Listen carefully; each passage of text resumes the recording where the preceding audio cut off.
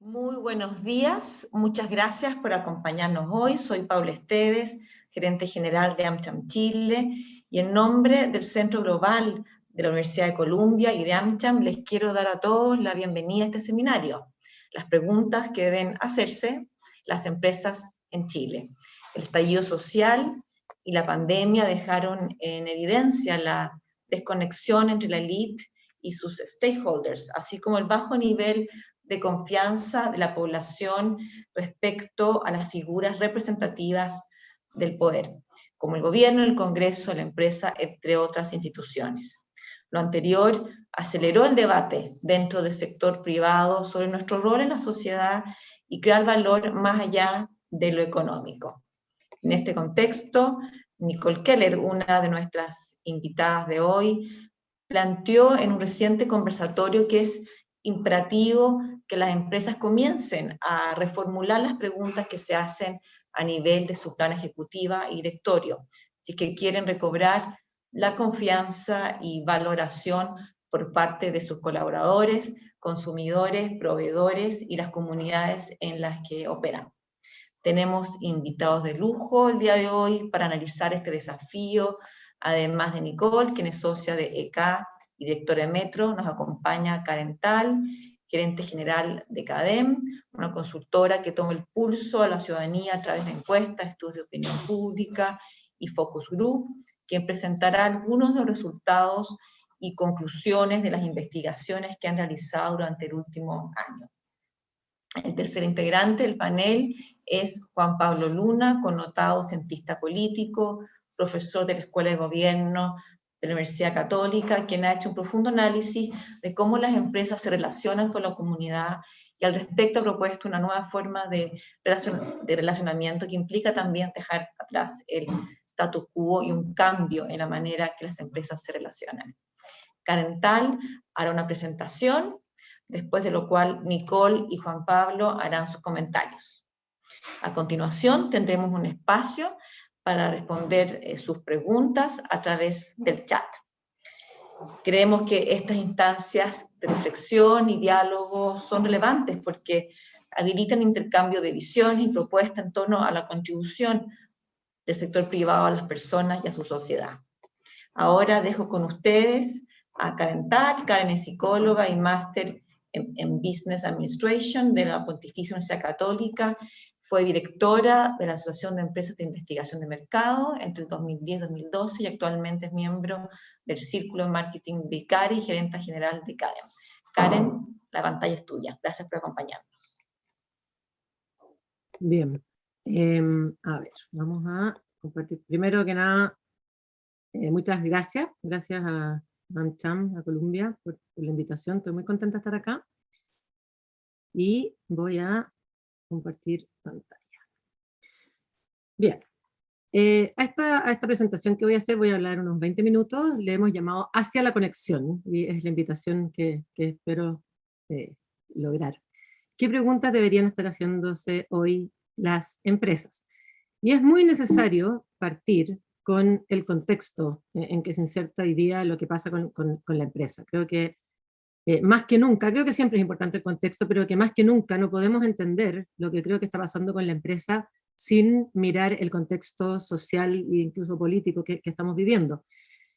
Titulaba la tercera hace como 3 fines de semana en su editorial, El mundo de la certeza se acabó. Y creo que sí, si nos paramos el 17 de octubre y desde ahí en adelante todos ustedes sienten que están como en shock, es muy natural, toda la gente se siente en shock. El 17 de octubre mirábamos el mundo hacia adelante y parecía, uno se podía imaginar qué es lo que iba a pasar hacia adelante. Sin embargo, viene crisis tras crisis y empiezan a derrumbarse certezas que son fundamentales. Viene el 18 de octubre y esta idea de movilidad social, en que la gente de alguna manera nos habíamos convencido en Chile de que si los hijos de una persona que, no sé, viven en Maipú, estudiaban, podían llegar a vivir en Las Condes. Y lo que ocurre el 18 de octubre es que se visibiliza y se le pone palabras a esta sensación que ya venía hace mucho tiempo de que esto no era así, y se derrumba esta fantasía de movilidad social. Luego estábamos todos preocupados de marzo, si venía con movimiento social o sin, con violencia, sin violencia, y finalmente no vino marzo, vino el COVID, que también nos sorprendió, y que lo que hace es derrumbar nuestra fantasía de inmortalidad y de libertad. Ya no sé si es que la próxima semana vamos a estar sanos, si todos mis familiares van a estar vivos, si voy a poder circular libremente la próxima semana por las calles, que era algo impensado antes. Y luego se instala ya, quizás desde abril del 2020, la crisis económica, y se derrumba la fantasía de estabilidad económica, y todas aquellas personas que sí tenían trabajo estable, ya sienten que no saben si el próximo mes van a tener trabajo, si su emprendimiento, o incluso si su empresa va a estar bien, si va a poder pagar las cuentas, si va a poder pagar el colegio.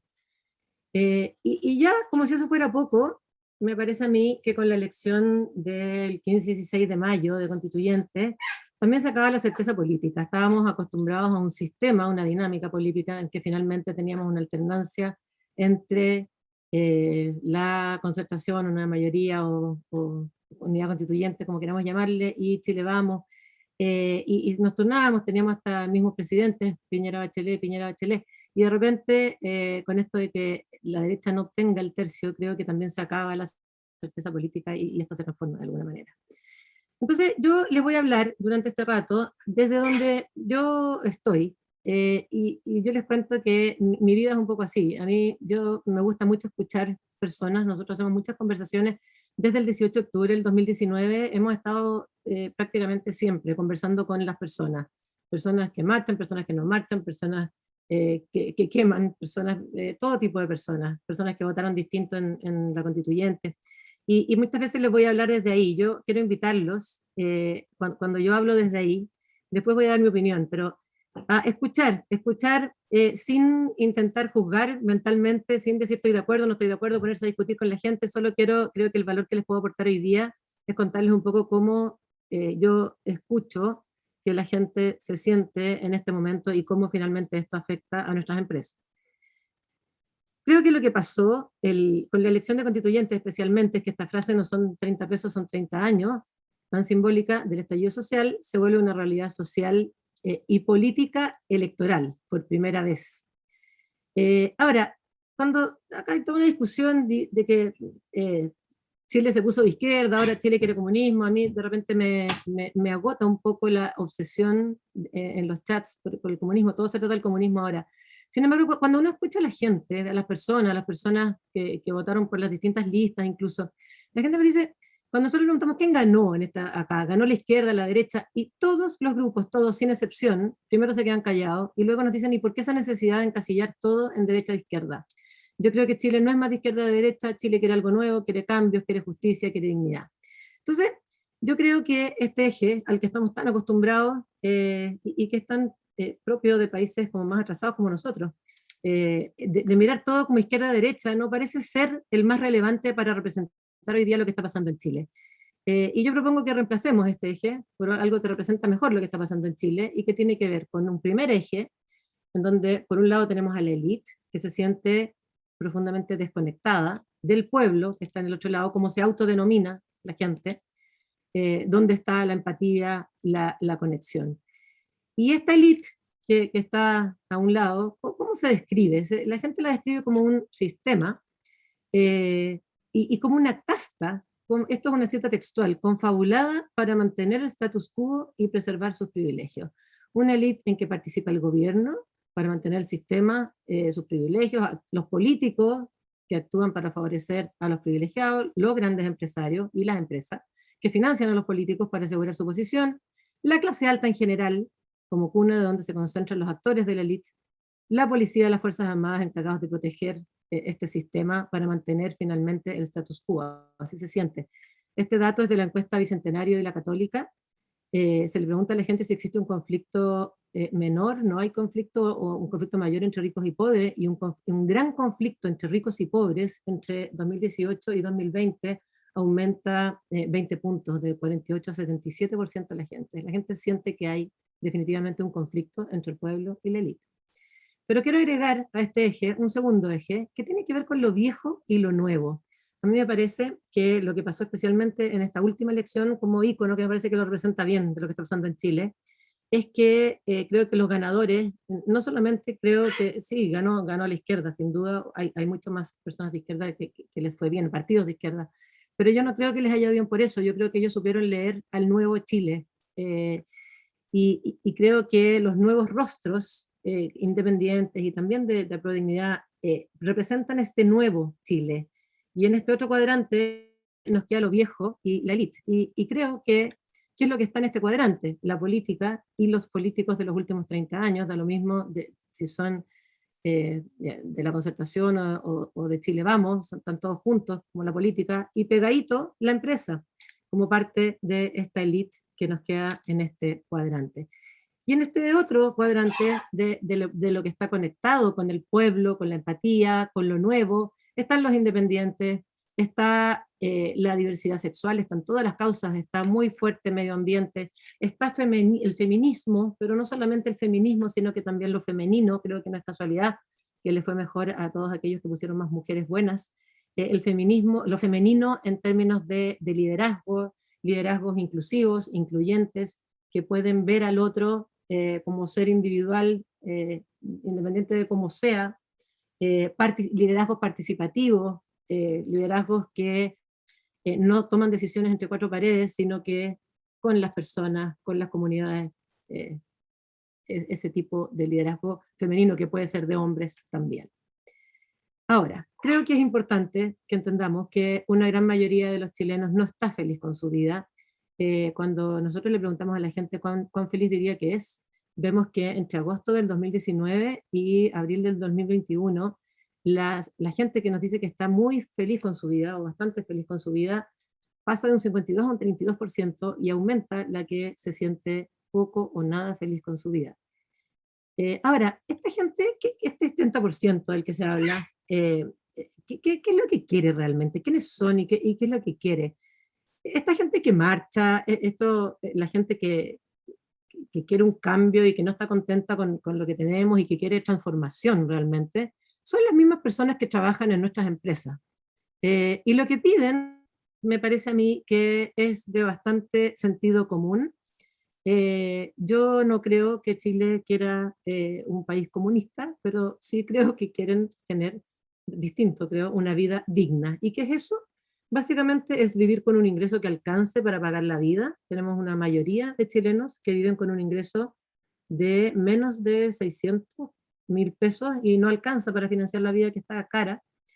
Derecho a una salud oportuna, a una educación de calidad, tener una pensión que permita tener una vejez sin tener que depender de los hijos, de los amigos, de los vecinos para poder vivir, que no haya personas de primera y segunda clase, que todos sean incluidos y vistos, las mujeres, las comunidades LGTBIQ+, los pueblos originarios, los adultos mayores, los discapacitados, que el desarrollo no sea a costa del medio ambiente, que no hayan zonas de sacrificio, que toda la gente tenga algo para tomar y sentir que el modelo de desarrollo sirve a las personas y no a los números. Creo que no es más que esto, ni menos que esto, lo que la gente está pidiendo. Ahora, el punto es que han perdido la confianza en todas las instituciones y especialmente en aquellas que tienen poder. Poder político, poder económico, poder judicial y poder moral. Todas las instituciones tienen una crisis de confianza, miren cómo se derrumba. Ya venía esto desde antes, pero en el 2020 vamos de lo peor a lo mejor. El Congreso hoy día, solamente un 7% de la gente le pone nota 5 a 7 en confianza, un 7%, cae de 23 en 2018. El gobierno con un 11%, los tribunales de justicia caen un 11%, los gremios empresariales un 15%, los sindicatos, los servicios públicos, las municipalidades, las grandes empresas, si tenían un 49% de confianza en 2018, hoy día solamente un 25% de la gente, uno de cada cuatro les pone nota 5 a 7 en confianza. Ahora, sí creo que la buena noticia es que han depositado, al menos hasta acá, la confianza en una nueva institución que sí tiene poder y que sí tiene confianza, que es la Convención Constituyente. Este es el penúltimo dato nuestro, donde tenemos que un 55% de la gente confía en la Convención Constituyente. Eso yo creo que es una buena noticia, porque creo que por primera vez en muchos años política y sociedad empiezan a conectarse, porque hay una institución que la gente siente que confía que va a poder resolver los problemas de la sociedad. Si lo comparamos con los niveles de confianza que tienen los partidos políticos, el Congreso, los tribunales de justicia, esto es muy importante, creo, a mi juicio. Durante la última semana hay mucha gente que piensa que la convención lo ha hecho mal, pero la opinión pública no piensa eso. De hecho sube incluso 10 puntos la confianza en esta nueva institución.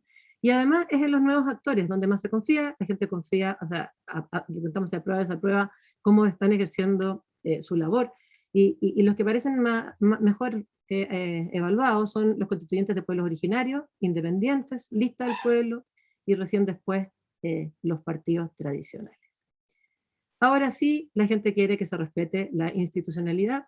76% de la gente está de acuerdo con que se deben respetar los tratados internacionales ratificados y vigentes, 74% con que hay que respetar todas las reglas, incluido el quórum de 2/3. También casi 70% cree que se van a conseguir los acuerdos necesarios y que se va a poder redactar la Constitución. 6 de cada 10 cree que no hay que intervenir ni ejercer atribuciones de otros órganos del Estado como tribunales o Congreso. La gente tiene duda quizás con los plazos que va a demorar la Constitución, pero está confiada. Vamos entonces a lo nuestro. Terminó esta visión rápida, muy rápida, de contexto. En este contexto, solo 3 de cada 10 chilenos confía hoy día en la empresa. Sufre una caída significativa del 2018 al 2020 la confianza en la empresa. Tenemos algo de recuperación en 2021, pero sigue siendo una cifra que no nos puede alegrar. Ahora, esta es una caída que en realidad viene mucho antes del estallido social y que nos tiene que preocupar. Ya desde 2003 en adelante, este es un dato del CEP, vemos que la confianza, ellos grafican notas 6 y 7, por eso los números son más bajos que lo que les mostré recién, pero lo importante es la tendencia, y vemos que si teníamos un 30% de notas 6 y 7 en confianza en la empresa, esto ha ido cayendo sistemáticamente, llegando a un 7% de notas 6 y 7 post-estallido social, con alguna recuperación también en 2021. No todas las empresas se evalúan por igual, eso es cierto. Las pymes y las grandes empresas son vistas de manera distinta, mientras un 59% de la gente que se mantiene estable confía en las pequeñas y medianas empresas, solamente un 25% confía en las grandes empresas.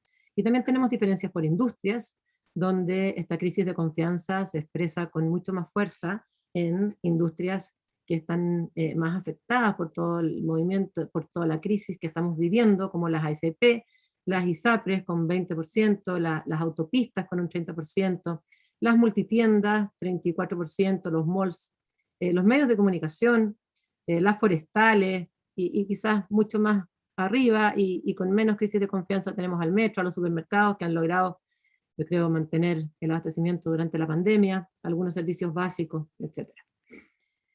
Ahora también, esto es interesante, esto se ha visto en muchos estudios, yo no sé si tengo la explicación, pero creo que es importante poner el dato. Hay una diferencia entre cómo la gente percibe su propia empresa y las empresas en general, o a los empresarios y al dueño de la empresa en donde la persona trabaja. Se produce una brecha importante de confianza donde la empresa donde yo trabajo sí tiene mejores evaluaciones, llega un 73% de nota 5 a 7, o el dueño de la empresa donde yo trabajo. Pero de alguna manera las empresas no logran proyectar esta imagen que tienen sus propios trabajadores hacia la esfera pública. Ahora, ¿desde dónde creo que se construye la imagen de las empresas? Yo creo que se construye todos los días, día a día, y se construye en base a 3 principales dinámicas: la relación de la empresa con la sociedad, la relación de la empresa con los trabajadores, y la relación de la empresa con sus clientes. Y la gente siente que en estos 3 niveles hay abuso. Un 43% de la gente nos dice que las empresas abusan permanentemente de las personas, y otro 40% nos dice que abusan a veces de las personas. ¿Cuáles son estos abusos? No son solamente los casos icónicos que tienen más que ver con la empresa y la sociedad, de connotación pública, como son las colusiones, el financiamiento irregular de la política, el daño al medio ambiente, podemos agregar ahora el salto de la fila. No es solamente eso, a nivel de la relación de la empresa con los trabajadores, la gente también siente que hay abuso. ¿Y dónde hay abuso en la desigualdad de trato? Por ejemplo, en que haya comedores para gerentes y comedores para otras personas, o casinos. En las jornadas de trabajo muy extensas, que hacen imposible que la gente pueda tener una vida, además de su trabajo. Hay gente que sale a las 6 de la mañana y vuelve a las 8 de la noche a hacer el aseo de su casa. sueldos que no alcanzan para costear la vida versus utilidades de las empresas. La gente no entiende bien el mercado de capitales, pero ve que las empresas tienen grandes utilidades y que mucha gente en las mismas empresas gana 500.000 pesos y con lo que no alcanza. Falta de reconocimiento de la diversidad mujeres, diversidad sexual en las empresas. Y en la relación de las empresas con sus clientes, la gente también percibe que hay abuso, donde los cobros excesivos de algunas tarifas de servicios básicos, aumentos de tarifas sin mayor explicación, cortes reiterados de servicios sin tampoco mayor explicación, largas esperas para solucionar un problema que muchas veces ni siquiera se soluciona, y la gente que no tiene como la élite un contacto para solucionarlo, a veces tiene que perder su plata, por ejemplo, cuando pide un producto que no le llega, y simplemente perdió su plata, la letra chica, los contratos, despachos que no respetan plazos, horarios, personas que se organizan para quedarse en su casa para recibir un producto que no llega, hostigamiento en la cobranza. Ahora, para ir terminando, ¿qué creo que podemos hacer desde la empresa? ¿O qué preguntas podemos hacernos quizás?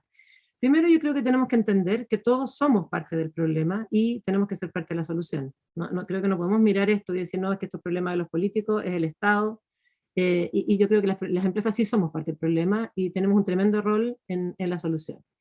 Creo que tenemos que entender también que Chile no volverá a ser el mismo y vamos a tener que aprender a navegar con un nuevo status quo.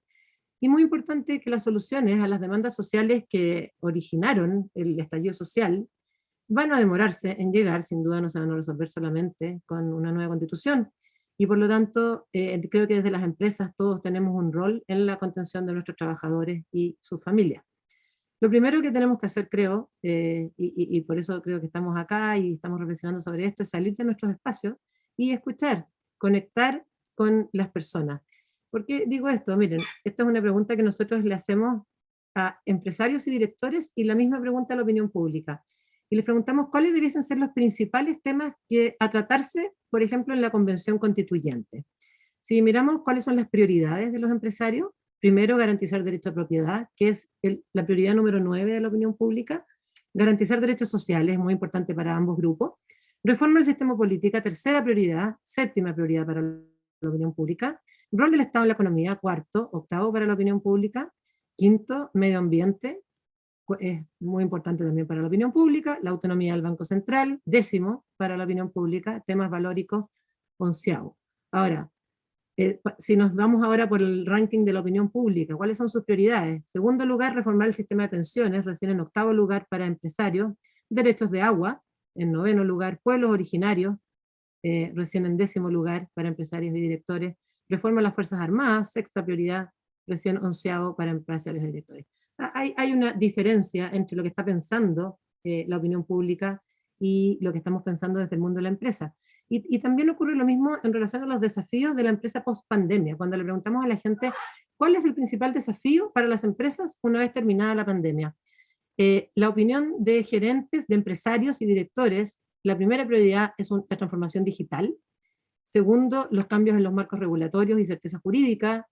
Y ya un poco más abajo, aumento de la competitividad, sostenibilidad y medio ambiente. En cuarto lugar, relacionamiento con los clientes, consumidores, flexibilidad laboral, etc. Sin embargo, miren la diferencia con la opinión pública. La opinión pública cree que la principal prioridad de la empresa post-pandemia es la flexibilidad laboral, el teletrabajo y preocuparnos de este tema. Segundo, la relación con los trabajadores. Tercer lugar, inclusión de mujeres y jóvenes en altos cargos directivos y en directorios, que tiene 0% de menciones como prioridad de la empresa hoy día para empresarios. Políticas de inclusión para trabajadores como inmigrantes u otras minorías. Cuarta prioridad para la opinión pública, 0% entre empresarios. Entonces, ¿qué creo? Pienso que lo que tenemos que hacer de la empresa, voy a volver a mis ejes con que partí representando lo que creo que está pasando en Chile, es movernos desde este cuadrante hacia este otro cuadrante, movernos hacia la conexión, hacia la empatía con lo que la gente está sintiendo, y hacia lo que es nuevo, a lo que representa este nuevo Chile y salirnos de esta cosa antigua. Y tiene que ver con salirnos de las estructuras verticales, de los liderazgos autoritarios, decisiones en las cúpulas, políticas medioambientales insuficientes, directorios y equipos sin mujeres, hacia la paridad de género, la diversidad, estructuras más horizontales, liderazgos más inclusivos, con decisiones más colectivas, con las personas y muy importante, que creo que esto avanzó mucho en su importancia en estos últimos meses. Creo que quedó muy claro y cristalizado en la Convención el respeto al medio ambiente, muy importante. Entonces, ¿qué pregunta? ¿Qué es lo que se pregunta este webinar deberíamos estar haciéndonos en las empresas, pienso yo? A nivel de la relación de la empresa con la sociedad, ¿cuál es el rol que cumple realmente y cuál es el aporte que hace nuestra empresa a la sociedad? Eh, ¿Cómo enfrentamos los temas medioambientales, sociales y de gobierno corporativo? A nivel de relación de la empresa con los trabajadores, ¿conocemos realmente a los trabajadores que colaboran en nuestras empresas? Y a nivel de clientes, ¿está el cliente de verdad en el centro del negocio? ¿Lo tratamos bien? ¿Lo tratamos de manera justa? Más específicamente, ¿tenemos un gobierno corporativo diseñado para proteger los derechos de todos los accionistas y el equilibrio con los intereses de los proveedores, los clientes, los trabajadores? ¿Están los incentivos, los bonos bien puestos para evitar casos de irregularidad? Si yo le preguntara a la sociedad, a la opinión pública, ¿diría que nuestra empresa hace su trabajo con respecto al medio ambiente? ¿Se sienten nuestros trabajadores cuidados, reconocidos, escuchados? ¿Sabemos cómo están ellos, sus familias, cómo están las oportunidades laborales de sus hijos, cómo podemos ayudarles a crecer? Los trabajadores representan la diversidad social y cultural de Chile al interior de nuestras empresas. En nuestras propias empresas, ¿hay espacio realmente para la diversidad sexual, cultural, de origen, discapacitados, migrantes, pueblos originarios? ¿Las mujeres tienen los mismos espacios de desarrollo que los hombres? ¿Tenemos verdaderas políticas de real fomento de la corresponsabilidad? ¿Cómo son las jornadas de trabajo? ¿Las personas pueden tener una buena calidad de vida, pueden tener una vida familiar o tiempo para hacer lo que les gusta? ¿Cuánto demoran en llegar? ¿El sueldo más bajo alcanza para que alguien viva? Los trabajadores sienten que se benefician cuando a los accionistas les va bien. Creo que estas son preguntas llevadas al mundo de la empresa que tienen que ver con responder a lo que está pasando. En relación a los clientes saben que si nos equivocamos, les solucionamos el problema de manera fácil, sienten que el precio que cobramos es justo en relación a lo que reciben, creen que terminar un contrato es tan fácil como contratar el servicio. Tenemos políticas para terminar con los que hemos llamado microabusos. Y finalmente, pienso que lo que tenemos que hacer es movernos hacia adelante y no quedarnos en el pasado. Creo que tenemos que salir de la autocomplacencia. Y salirnos de esta discusión de los 30 años. Yo personalmente creo que los 30 años son los mejores de la historia de Chile. Ahora estoy hablando por mí, por lo que yo pienso.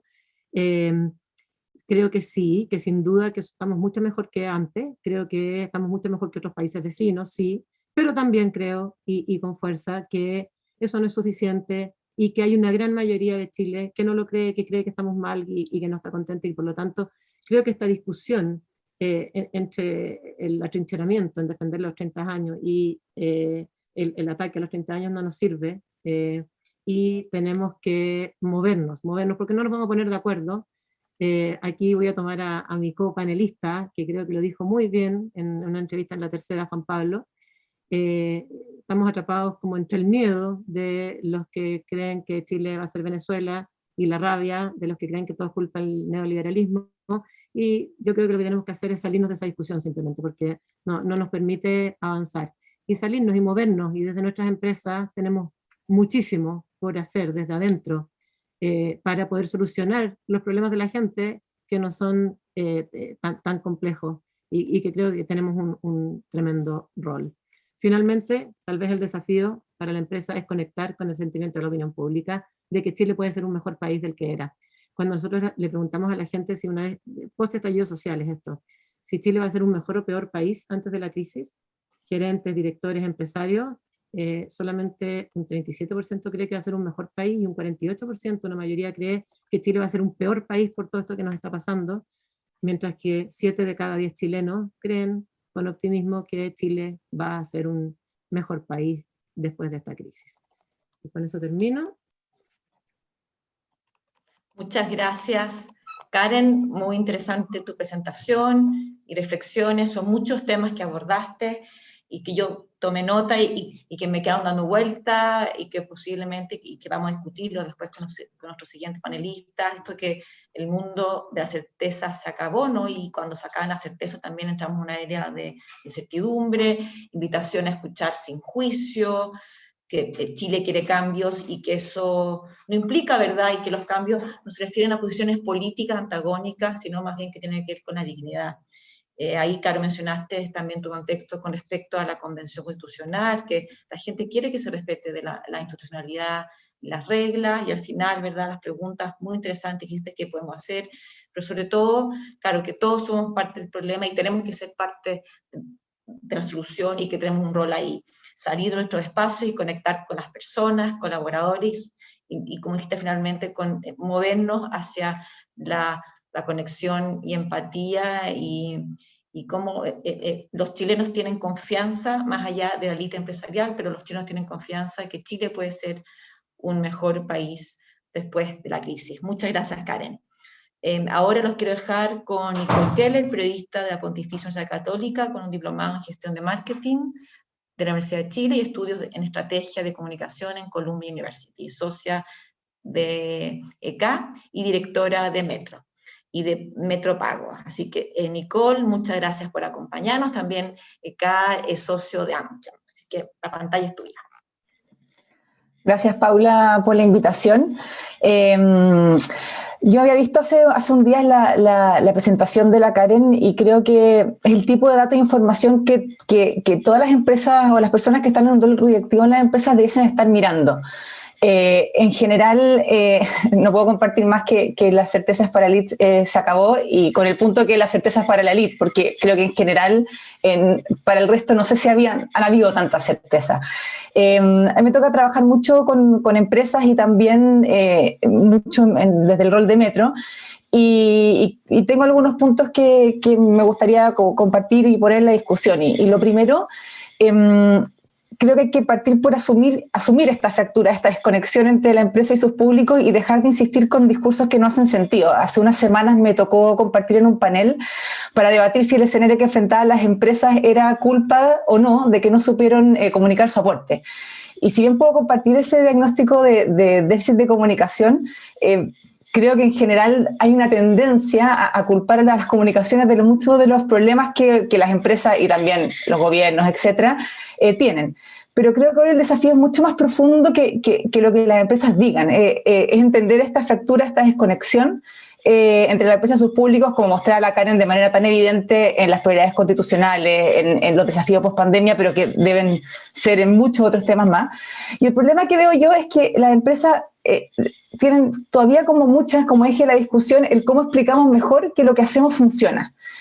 Cosas que ya dijimos hace 5 años, que lo dijimos en otros tonos, en otra forma, en otro contexto, y que ya hace 5 o 10 años tampoco hacían sentido. Entonces la pregunta tiene que ser cómo volvemos a conectar y cómo generamos propuestas concretas. Y para esto concuerdo 100% en que lo importante es hacerse las preguntas y también empezar a escuchar antes de ponerse a proponer o comunicar. Pero también estar dispuesto a escuchar la respuesta a esas preguntas, porque creo, y me ha tocado verlo mucho, es que cuesta mucho esta escucha que sea real, amplia, sin sesgo.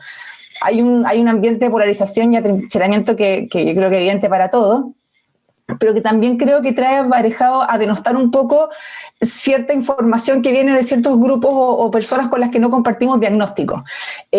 Entonces esto trae un riesgo bastante grande, que es el riesgo de sesgarse o cegarse frente a los cambios o impedir que estos cambios lleguen al tiempo que se requiere. Y acá creo que puede ser bien valioso poner el ejemplo de Metro, porque en el fondo fue una instancia en que, bueno, me imagino que todos acá sabrán lo que pasó el 18 de octubre, y era un punto en que como empresa quizás lo más fácil era, es decir, ponerse solamente desde el punto de vista de víctima, de algo que nos pasó.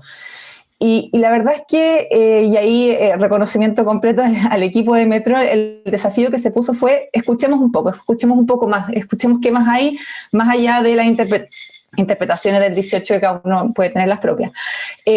Y nos llevamos muchas sorpresas, hicimos una escucha súper profunda, multinivel, interna, externa, y ustedes me vieron en la presentación de la Karen que a nivel de confianza Metro está muy arriba, creo que está en el número 1, pero escondía muchas cosas, escondía un público totalmente desconectado con nosotros, que es el público joven, millennial, mostraba muchas cosas que se podrían hacer, la verdad, de manera distinta, pero que no estaban sobre la mesa. Y eso llevó incluso a modificar y a tener iniciativas que son parte del plan estratégico. Entonces, al final, pongo este tema porque una manera bien pragmática, bien práctica de ver cómo una escucha, en el fondo, en base a un tema que para nosotros fue negativo, te permite generar riqueza e información que te permite hacer mejor tu pega a nivel comunicacional, pero también a nivel operacional.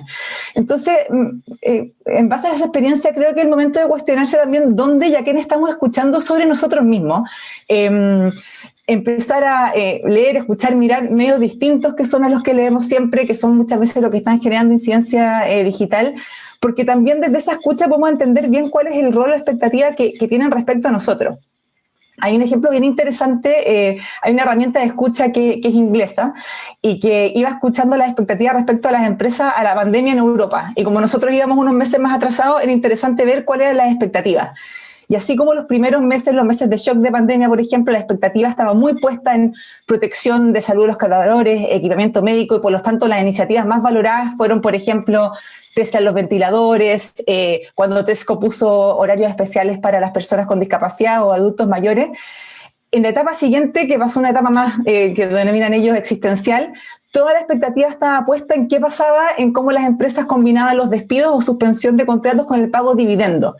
Entonces, al final, es una escucha que no es una vez al año, no es cada 6 meses, sino que tiene que ser mucho más permanente para poder ir generando, tomando el pulso y generando los cambios que sean necesarios.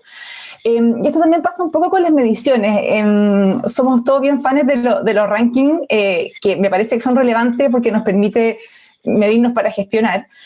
Pero también muchas veces corresponde a cómo nos vemos entre pares, cómo se ven en general los gerentes o las primeras líneas de las empresas.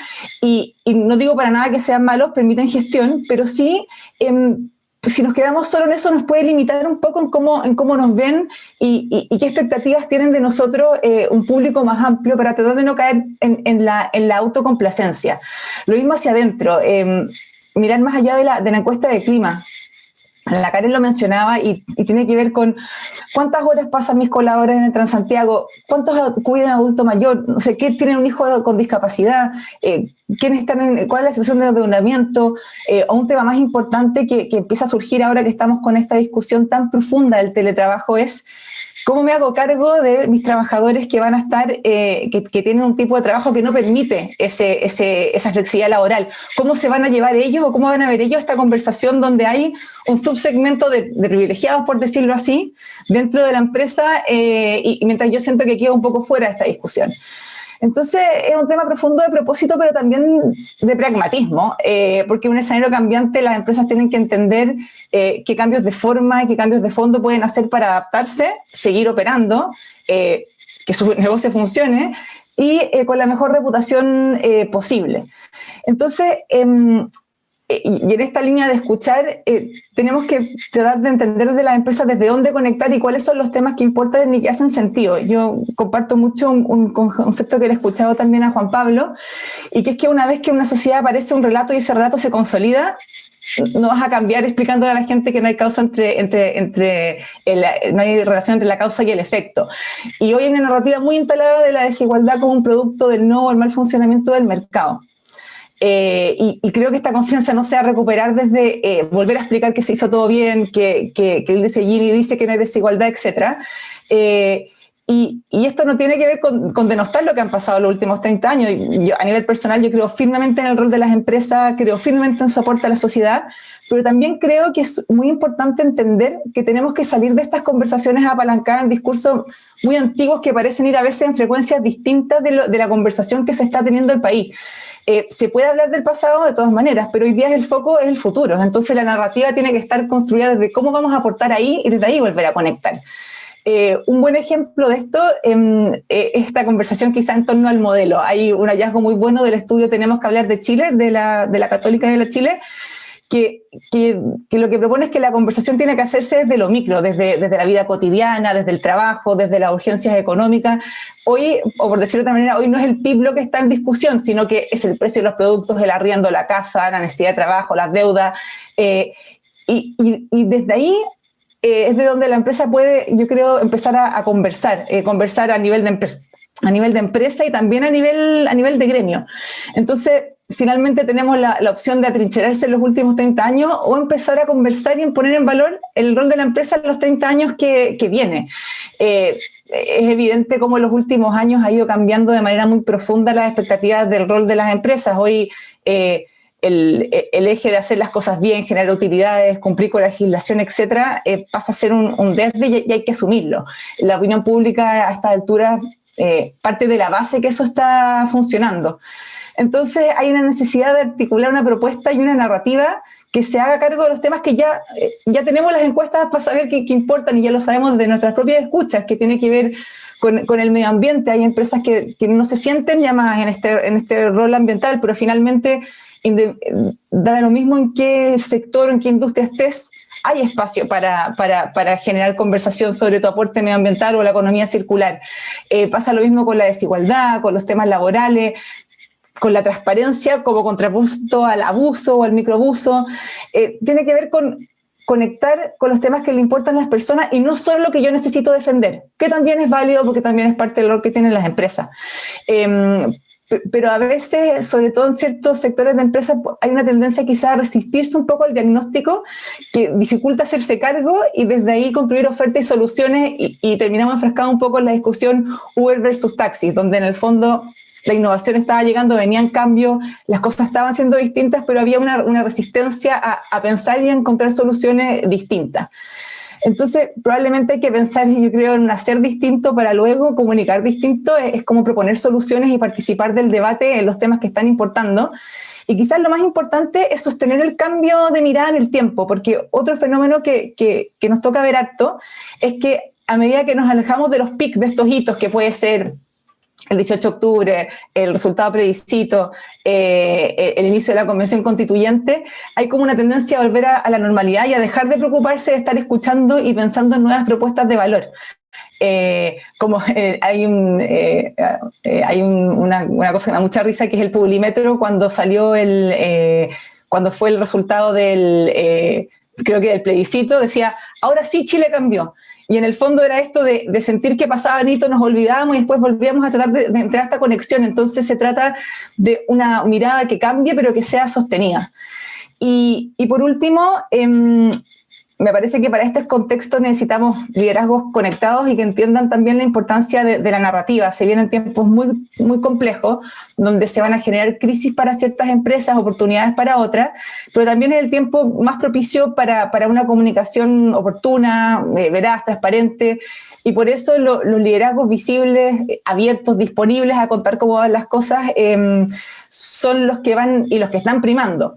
Hay un espacio de humanización y hacer más horizontal la presencia de los liderazgos que debiésemos tratar de no perder. Esto que estemos todos conectados al mismo tiempo permite salir un poco de pontificar y pasar a comunicar desde la empatía.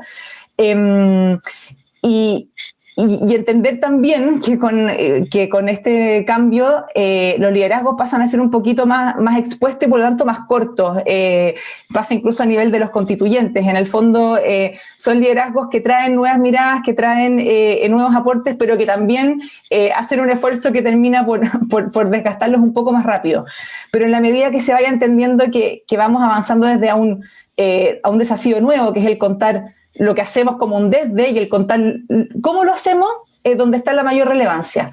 Entonces, me parece que los futuros líderes van a tener que tener una comunicación frecuente, empática, transparente, donde no cuentes solo lo bueno, sino que también saber compartir el dolor, donde lo más importante, y hemos visto varios casos en las últimas semanas, la coherencia pasa a ser un valor fundamental, y es volver a mirar el ser y luego el comunicar.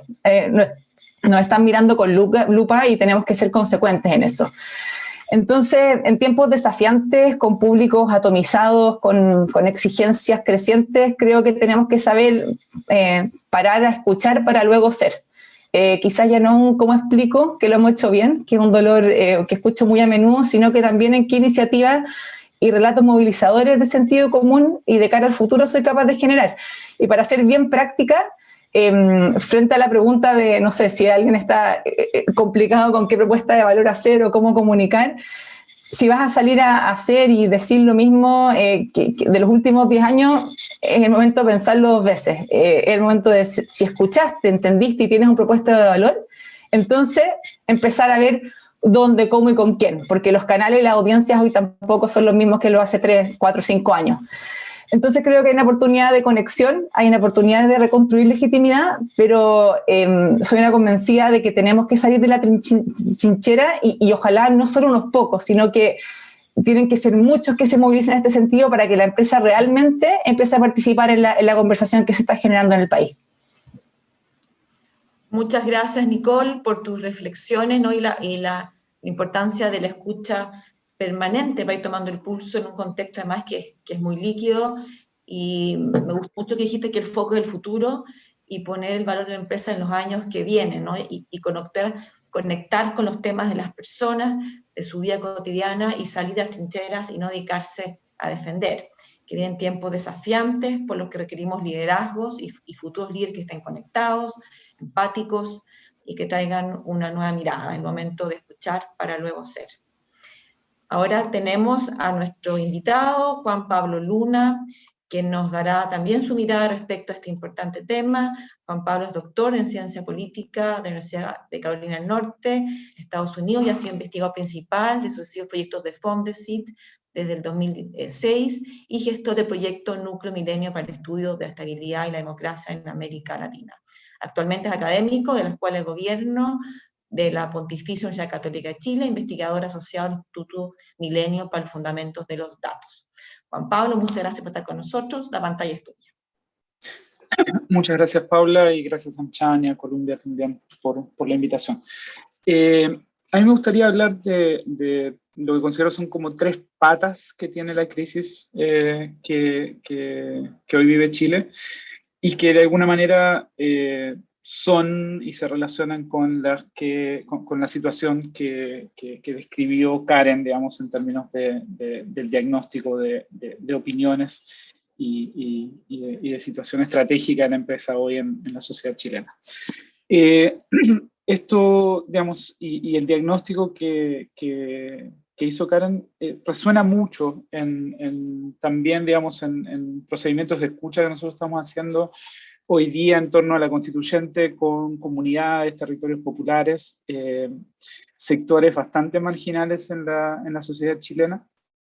Y uno, digamos, encuentra, digamos, que yo diría, este relato, digamos, esta visión sobre la crisis que está presente, digamos, en los estudios a que hizo referencia la presentación, satura muy rápido cuando uno, digamos, sale un poco de la burbuja, digamos, de la élite, digamos, y empieza a conversar sobre el país con distintos territorios y comunidades.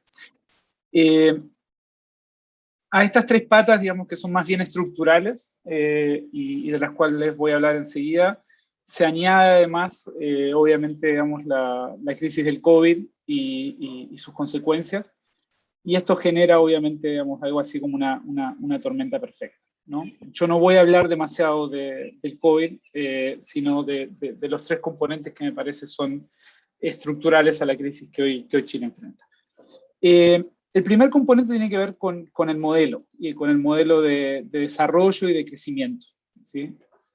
Donde, a pesar de los éxitos de estos 30 años que son compartidos, yo creo que hay, digamos, problemas, digamos, de sustentabilidad y de proyección del modelo hacia adelante, ¿no? Y que tienen que ver con, por un lado, los topes medioambientales, como ya dijeron tanto Karen como Nicole, el tema medioambiental, cuando uno va a hacer escucha a las comunidades, es sentido muy fundamentalmente, y es parte de, además, no es solo visto, digamos, como un tema medioambiental, es también un tema de clase, y es un tema donde de alguna manera se verifica el abuso, ¿no? Entonces, no es solo, digamos, postmaterialismo, digamos, o una preocupación más bien,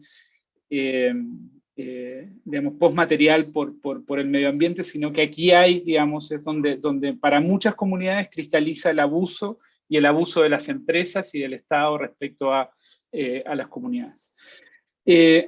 También hay topes, y ustedes conocen mejor que yo de esto, en términos de productividad, en términos de innovación.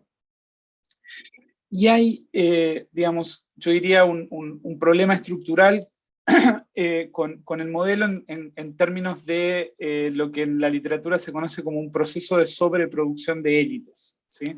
O de aspirantes a élites. Durante mucho tiempo, Chile apostó a los retornos educativos y a la promesa del retorno educativo como una forma de, digamos, apuntalar el chorreo y de generar movilidad social ascendente, ¿no? Lo decía Karen, digamos, al principio, esta idea de que los hijos de Maipú pueden llegar a vivir en Las Condes vía el logro educativo, ¿sí? Mucha de la, digamos, de la gente que hoy está descontenta, hay gente, digamos, que hizo esa apuesta a la educación, cuyos padres, digamos, hicieron esa apuesta a la educación, y hoy se encuentran sobrecalificados para los empleos que pueden obtener, y se encuentran, digamos, obviamente frustrados y endeudados por esa promesa que se rompe respecto a la apuesta a un logro educativo que termina topando con el tipo de empleos que genera la economía y con techos de cristal asociados al privilegio y al privilegio de las élites, digamos, que son las que siguen accediendo por redes que no tienen que ver con el logro educativo a los puestos de éxito, digamos, y a los puestos que connotan éxito en esta sociedad. Y hablando de éxito también, y esto lo planteaba Nicole en su presentación, en su discusión, también, digamos, creo que en términos de modelo hay que repensar las métricas del éxito, ¿no? El modelo es exitoso, digamos, en ciertas métricas, PBI, reducción de la pobreza, mitigación por cierto tiempo, digamos, de los niveles de desigualdad, obviamente logro educativo, éxitos en indicadores como esperanza de vida, por ejemplo, pero genera, digamos, lecturas diferentes de acuerdo a métricas más subjetivas y también de acuerdo a algunas métricas objetivas, ¿no? Como, por ejemplo, digamos, la concentración de ingresos en la punta más alta, digamos, de la distribución. Entonces, hay problemas de modelo económico y de modelo de desarrollo, ¿sí?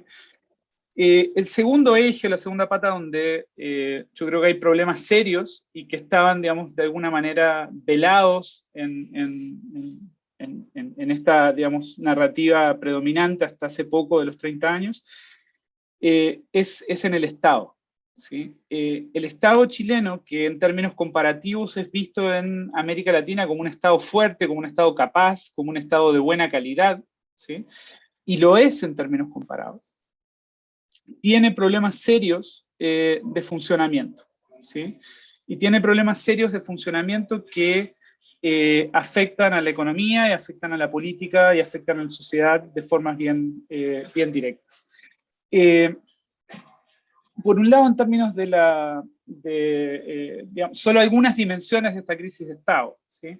Yo creo que la parte de lo que la pandemia revela, ¿sí? Es una incapacidad creciente, o por lo menos, digamos, que estaba ahí latente y que no habíamos visto, en la capacidad de lectura del Estado respecto a la sociedad, ¿no? La imposibilidad de, por ejemplo, traquear casos, la imposibilidad de llegar a tiempo con las ayudas, la posibilidad de focalizar bien las ayudas respecto al COVID, hace ver que el Estado, digamos, y su capacidad de impactar rápidamente, digamos, en la sociedad, diagnosticando e implementando política pública, era más limitada de la que pensábamos. Lo mismo pasa con la emergencia y el descubrimiento de fenómenos como la informalidad, el hacinamiento, ¿no? Recuerden, por ejemplo, digamos, las declaraciones de Mañalich sobre el hacinamiento y en el contexto de la crisis. En segundo lugar, hay una parte del éxito, digamos, del Estado chileno se asentaba en esta lógica, digamos, tecnocrática, ¿no? Donde la capacidad técnica y el saber técnico accedía con harto privilegio, digamos, a la decisión de política pública, ¿no? Y de alguna manera yo creo que parte de lo que está en crisis hoy es esta lógica tecnocrática, desde la técnica, de diseñar soluciones a los problemas públicos, ¿no? Esta es una crisis en parte también de los economistas, ¿sí? Y de la lógica que traen los economistas a la política pública, ¿no? Que es un diseño desde arriba, probablemente, digamos, con buen criterio técnico, pero también con limitaciones en términos de las métricas, en términos de las lógicas de implementación de política pública, que las comunidades resienten fuertemente cuando uno hace escucha, ¿sí? La regulación medioambiental es otro ámbito, digamos, donde hay una crisis estatal bien patente. La relación con las comunidades. Muchas veces, y esto tiene que ver con esta idea, digamos, que tenemos desde la élite, de que la sociedad está fuertemente polarizada, y ideológicamente polarizada, ¿no? Un poco lo que Karen hacía referencia con lo de izquierda a derecha. Cuando en la élite hoy, digamos, si uno mira la campaña, por ejemplo, de los precandidatos, se habla mucho de Estado-mercado, y se ve, digamos, y se piensa que lo que hay acá es un empuje hacia más Estado y menos mercado, ¿no? Y por tanto esto con implicancias para las empresas. Cuando uno va a hablar con las comunidades, lo que encuentra son relatos frecuentes de abuso por parte de no solo de las empresas, sino también de la institucionalidad estatal, ¿no? Nosotros tenemos un Estado que a los más vulnerables, a los más pobres, a los sectores medio-bajos, los trata muy mal, ¿no? Y los trata muy mal en su interacción cotidiana, ¿no? Entonces, hay un problema de relación entre las comunidades y el Estado, que muchas veces esta visión, digamos, simplificada de izquierda a derecha, Estado-mercado, deja de ver y de alguna manera nubla, ¿sí? Y luego hay otros problemas, digamos, que tienen que ver con capacidad del Estado más dura, que tienen que ver con la irrupción y el avance de fenómenos de crimen organizado a nivel territorial, que son cada vez más presentes en el trabajo de terreno que nosotros hacemos. Fenómenos de corrupción, arriba y abajo, ¿no? O sea, en términos de alta corrupción y corrupción a nivel de calle, digamos, que de nuevo empiezan a emerger fuertemente, no solo en los discursos, sino también en términos de evidencia un poco más dura respecto a cómo está funcionando el Estado en su relación con la sociedad y con actores privados. Obviamente la situación de la Araucanía. Y en general, digamos, esta crisis de Estado, que para mí es muy importante, como verán, lo que digamos, genera para el mercado y para las empresas es un desanclaje, ¿sí?, de las instituciones de mercado. Los mercados no funcionan sin instituciones, y sin instituciones estables, y parte de lo que hace esta crisis de Estado es que la institucionalidad en la cual funcionaban los incentivos que tenían los emprendedores y las empresas empieza, digamos, a cambiar, a mutar, a funcionar de forma muy despareja a nivel territorial. Empieza a ser, digamos, de alguna manera desafiada por parte de actores territoriales, y esto, digamos, impone un cambio de condiciones a nivel de cómo funciona la economía también. Y por último, la tercera pata es la crisis política, ¿sí? Esta crisis política es la más analizada, es a la que más le prestamos atención, pero en mi impresión no puede ser entendida si no es en el contexto de las otras dos patas, ¿sí?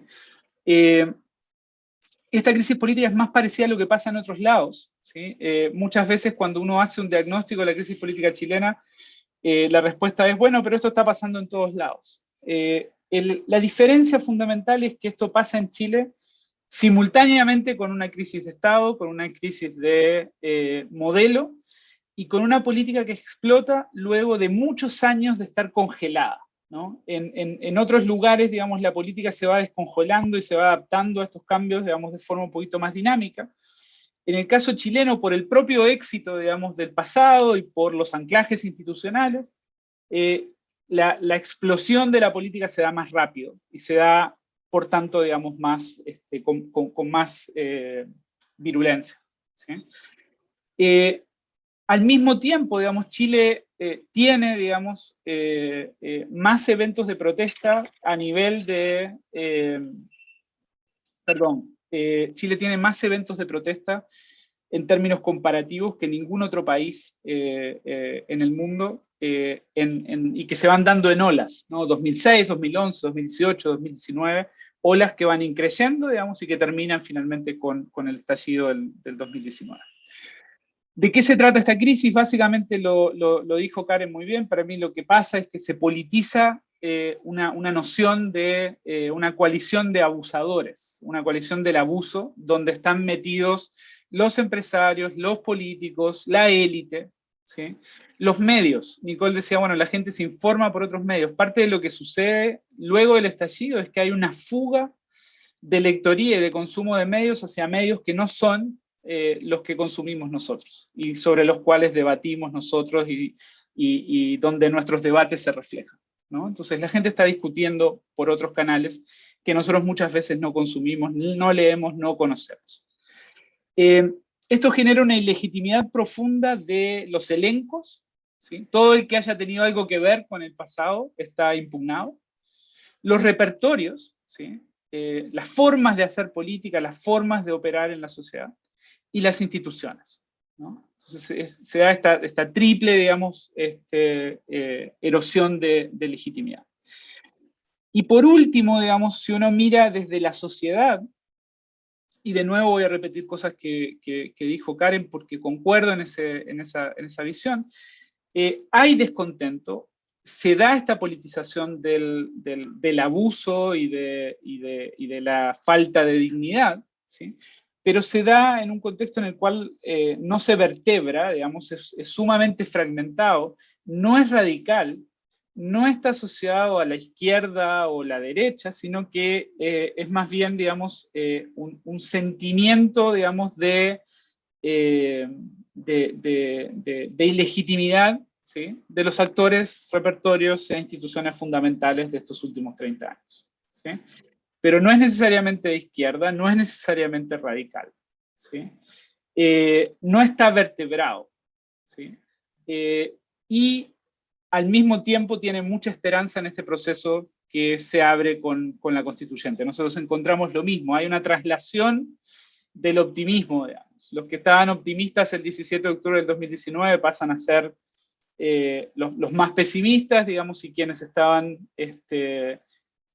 completamente, digamos, apaleados por la vida, digamos, en el 17 de octubre, empiezan, digamos, a ver el futuro con más ilusión y con más esperanza.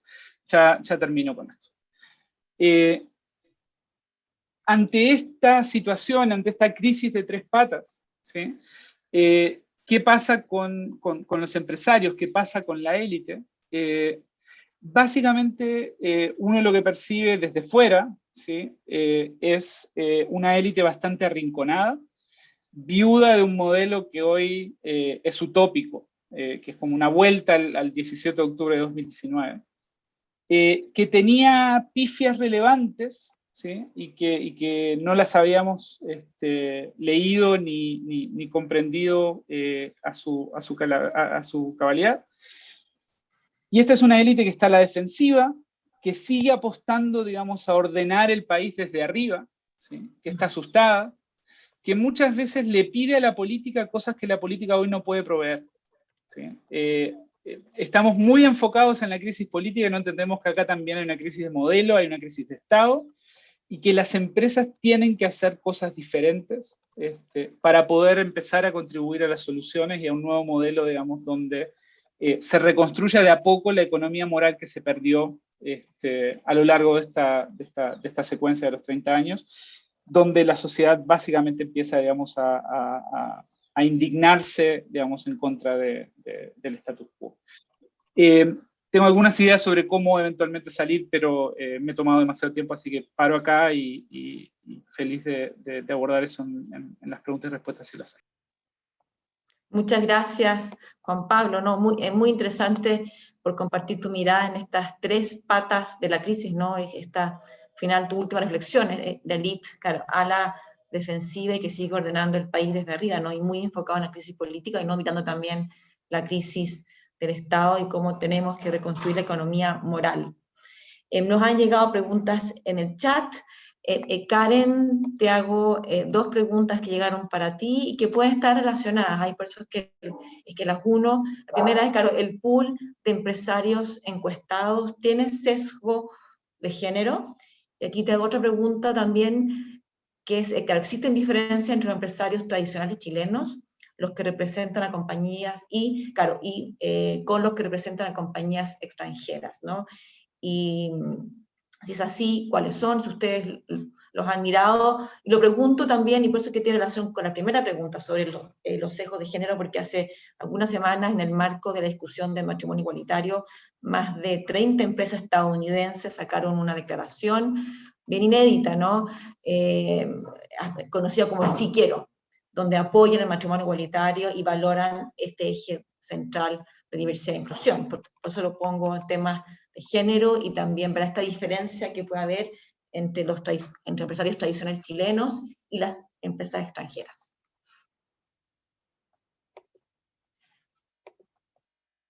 Ay, estás con mute. Perdón, estaba hablando sola. Sí, hay un sesgo de género porque cuando nosotros hacemos, los datos que estábamos viendo ahí eran encuestas, cuando hacemos encuestas a empresarios, claro, hay el mismo sesgo que hay en lo que son los empresarios. Uno le hace encuesta a toda la base de empresarios que, por supuesto, y gerentes y directores, que sin duda son más hombres que mujeres.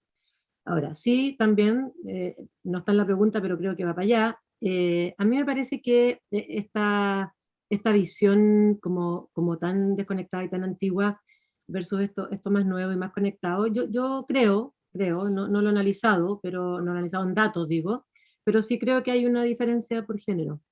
Yo creo que los liderazgos femeninos, en general, les es más natural, más fácil quizá, la escucha, el poder ver al otro en su individualidad, el no defenderse tanto, y creo, lo digo como algo bueno en este momento, porque creo que hay una oportunidad en este minuto para las mujeres de ser un mayor aporte aún en esta crisis, y sí creo que hay una diferencia, y los datos sí tienen un sesgo de cómo es la población de empresarios. Respecto de las empresas controladas por chilenos, y sí, de todas maneras, hay una diferencia. Tampoco lo tengo en datos, pero es evidente. Es evidente que yo creo que todavía las empresas más locales, hay una mirada, ¿cómo decirlo?, más antigua, más, no sé, ayer conversábamos en una conversación sobre estos temas con algunas personas que están de hecho aquí de público, y alguien decía, por ejemplo, que en algunos lugares no se puede hablar de derechos humanos en la empresa. Yo creo que eso es muy local, muy poco moderno, muy poco, se me ocurre a mí que en empresas controladas por personas que no son chilenas, eso es algo más natural. Sí, creo que están esos sesgos, tanto de género como de quien controla la empresa. Gracias, Karen. Nicole, uno de los aspectos que ha quedado de manifiesto es que las empresas muchas veces no logran comunicar de manera efectiva su contribución a la sociedad, ¿no? Entonces, ¿cómo las compañías pueden transmitir sus inversiones sociales? Pero, claro, sin caer en la autorreferencia y la autocomplacencia. Sí, creo que hay un tema que es antes que eso, porque me suele pasar, y esto ya es un como dolor como consultor en este tipo de temas, y es que muchas veces se trata de solucionar desde la comunicación un problema que viene antes. En el fondo, ¿por qué no me están, voy a lo súper a la práctica, ¿por qué no me están cubriendo que yo doné ventiladores? Pero es que la expectativa de respecto a ti no es que dones ventiladores, es que cambies los procesos ambientales de tu empresa, o es de que a la comunidad aledaña a tu planta le des una solución distinta. Entonces, creo que hay una tentación muy grande. De hecho, alguien me escribía mientras estaba presentando, donde también los directorios y los gerentes tratan como problemas comunicacionales temas que no lo son.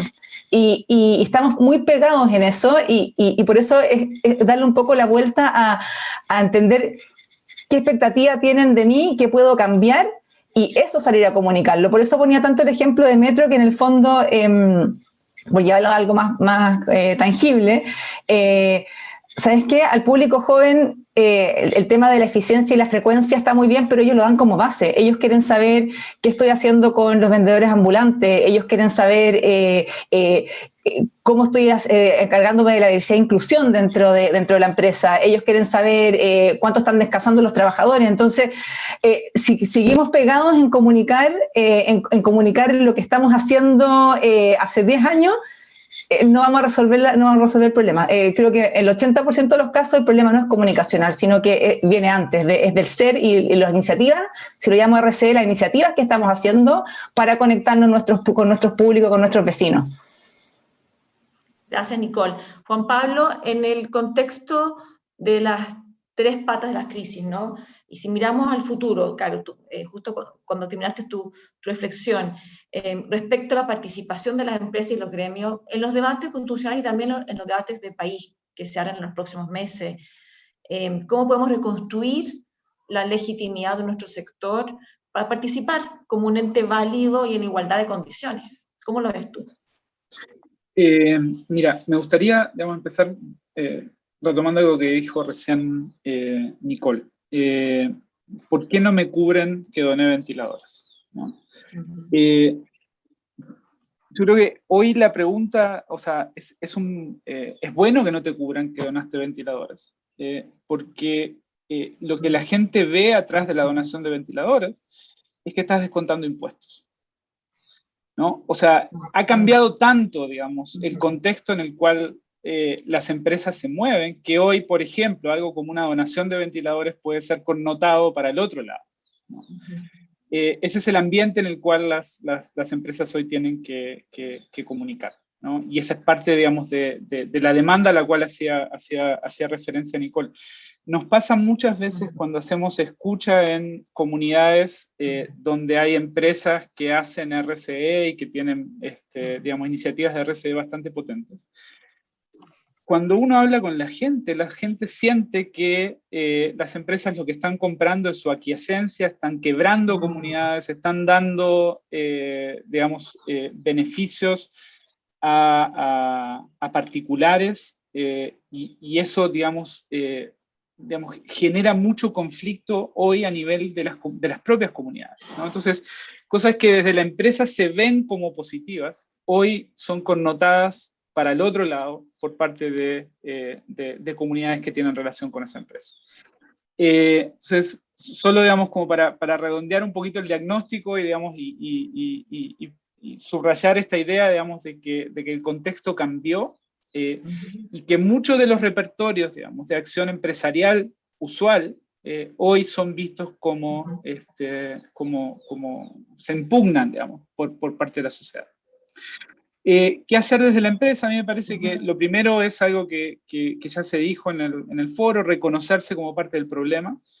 Creo que hay que entender también que la discusión constituyente es potente en términos de legitimidad y de su posibilidad de relegitimar instituciones, pero no alcanza. Que la carrera electoral a la cual estamos todos siguiendo, digamos, con bastante ansiedad, no va a solucionar la crisis, sino que es parte, digamos, de este proceso, ¿no? Y por tanto asumir, digamos, que acá lo que digamos, la única salida hacia adelante es un proceso de reconstrucción muy gradual, muy micro, probablemente desde cada empresa particular, trabajando con las comunidades, con sus trabajadores, con sus sindicatos, poniendo mesas de negociación y disponibilizando mesas de negociación con las comunidades, con los clientes, con los sindicatos que no estaban disponibles, ¿no? Y de alguna manera esto es paradójico, digamos, o puede parecer, digamos, contradictorio, pero yo creo que las empresas tienen mucho que ganar articulando contrapartes con las cuales negociar, ¿no? Parte de lo que tenemos en Chile hoy tenemos un proceso de argentinización de la sociedad sin la estructura de negociación de intereses que tiene la sociedad argentina, por ejemplo, ¿sí? O sociedades donde hay, donde los distintos intereses están mejor vertebrados y pueden negociar con mayores condiciones de igualdad, o hacer ver, digamos, sus diferencias y sus conflictos de interés. Entonces, parte de lo que Chile tiene que hacer y parte de lo que el empresariado hoy puede propiciar, dada su posición en la sociedad, es abrir procesos de negociación y empoderar contrapartes con las cuales negociar y de esa forma, digamos, ir, digamos, como estableciendo un nuevo trato y una nueva forma de funcionar que sea un poquito mejor para todos. Muchas gracias, Juan Pablo. Claro, justamente en lo que tú mencionabas, hace muy poco acá en AmCham presentamos ahí un estudio externo, ¿no? Que justamente había hecho una comparación del rol de la empresa y de los gremios en distintos procesos constitucionales, internacionales, ¿sí?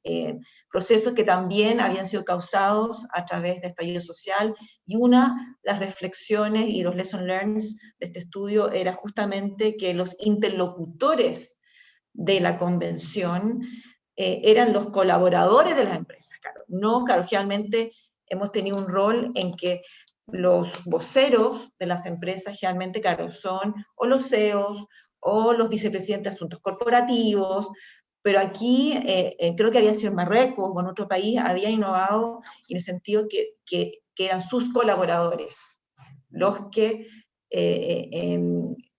interlocutaban con la Convención Constitucional. Agradecemos Karen, Nicole y Juan Pablo por compartir sus reflexiones y también a todos los asistentes por participar de este encuentro. Para AmCham y el Centro Global de la Universidad de Columbia es muy importante impulsar el diálogo con distintos actores de la sociedad e incluir la riqueza de la visión y distintas perspectivas. Desde ya los dejamos invitados a participar en nuestras próximas actividades. Que tengan todos un muy buen día. Muchísimas gracias. Muchas gracias. Gracias. Chao, Que estén muy gracias. bien.